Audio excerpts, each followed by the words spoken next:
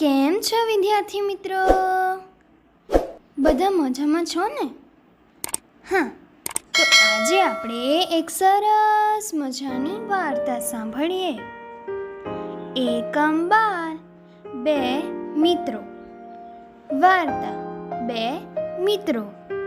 એક સરસ મજાના ગામડામાં બે મિત્રો રહેતા હતા. એકવાર તે બંને પરદેશ જવા નીકળ્યા. જંગલમાં થઈને પસાર થઈ રહ્યા હતા.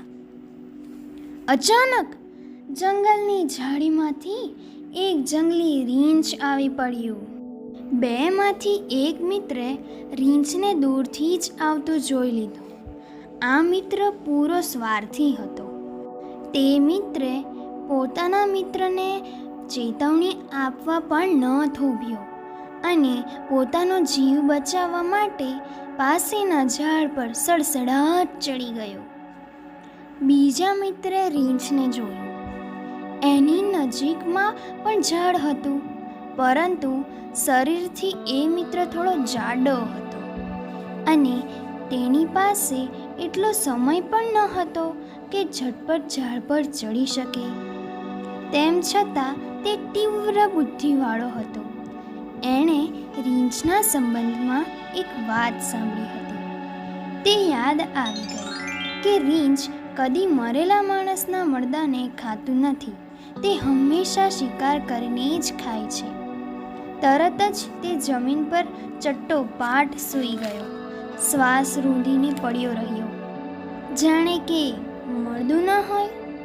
રીંછ એની નજીક આવ્યો. આ માણસ જીવતો છે કે મરેલો તેની ખાતરી કરવા રીંછે એના નાક, કાન, આંખ અને એ પ્રમાણે એનું આખું શરીર સૂંઘી જોયું. છેવટે રીંછે એને ફરીથી સૂંઘ્યું અને આ માણસ મરેલો છે એવી પોતાના મનથી ખાતરી થતાં ત્યાંથી ચાલ્યો ગયો. પેલો સ્વાર્થી મિત્ર ઝાડ પર બેઠો બેઠો આ બધું જોયા કરતો હતો. રીંછના ચાલ્યા ગયા પછી એ ઝાડ પરથી નીચે ઉતરી આવ્યો. તેણે પૂછ્યું, કેમ ભાઈ, આ રીંછ તારું કંઈ સગું થતું હોય એવું લાગે છે. પણ એ તો કહે, એણે તારા કાનમાં મોઢું નાખીને તને કાનમાં શું કહ્યું? બુદ્ધિશાળી મિત્રએ ધીમેથી જવાબ આપ્યો, ભાઈ, એણે મારા કાનમાં એક ખૂબ જ અગત્યની વાત કરી. એણે મને કાનમાં કહ્યું કે સંકટના સમયે પોતાનો જીવ બચાવવા નાસી જનાર સ્વાર્થી મિત્રથી હંમેશા ચેતતો રહેજે. પેલો સ્વાર્થી મિત્ર આ સાંભળીને એકદમ શરમાઈ ગયો.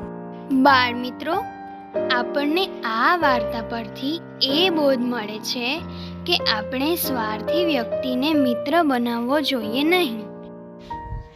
તો આવી નવી વાર્તાઓ સાથે આપણે આવતા અંકમાં ફરી મળીશું. આવજો.